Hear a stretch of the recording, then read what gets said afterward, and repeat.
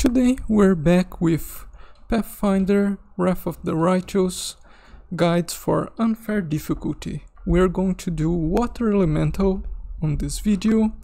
This is a very hard fight and I'm going to try and break down everything we do to increase our odds of winning and so we can do it with as few reloads as we can. So here on the first turn there are a few things to talk about already. First, we of course precast our buffs and our true strikes.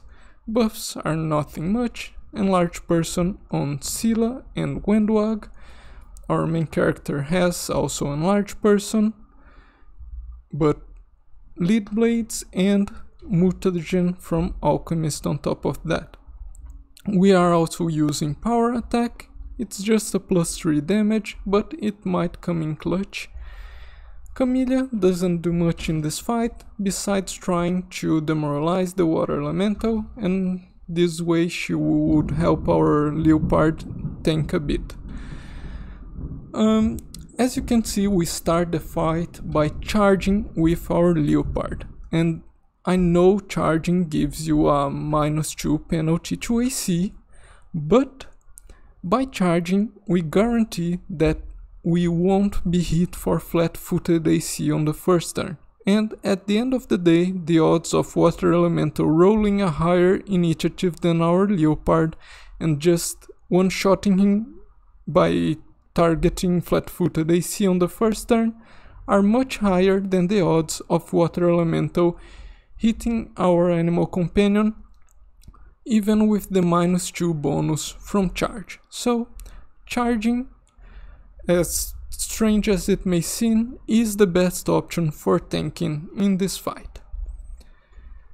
So, here we go in, our true strikes activated, and another very important thing to do. I turn off Leopard's AI and just set him to the side so he won't be attacking the Water Elemental.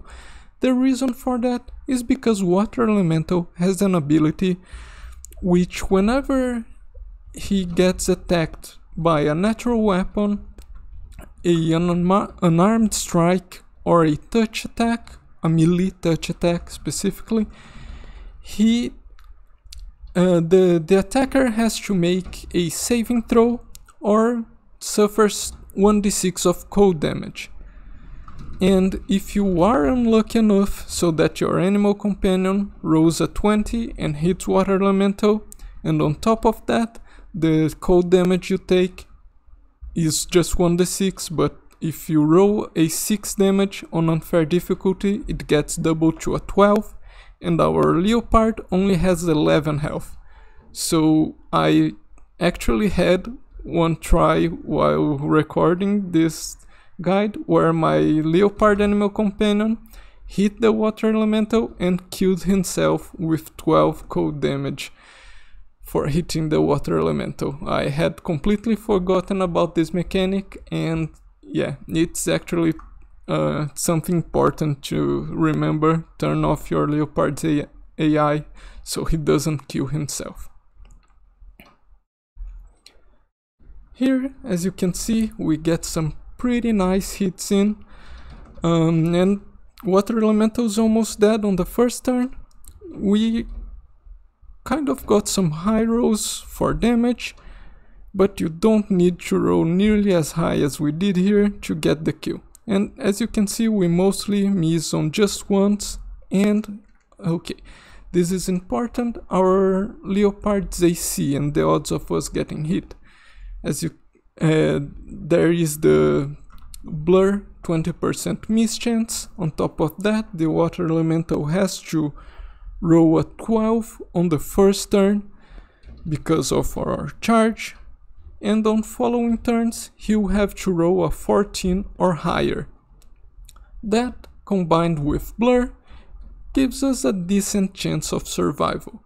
But the leopard doesn't need to last much longer than one turn, and as you can see, he is going to die here unfortunately, but we can still get through the fight even with the animal companion death.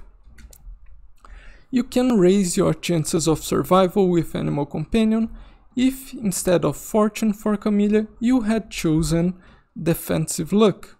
I do recommend fortune on my Camellia build video, but thinking better about it, I do believe my choice was influenced by the builds I used, which were very high damage builds. So fortune could be used to a very high value in my builds.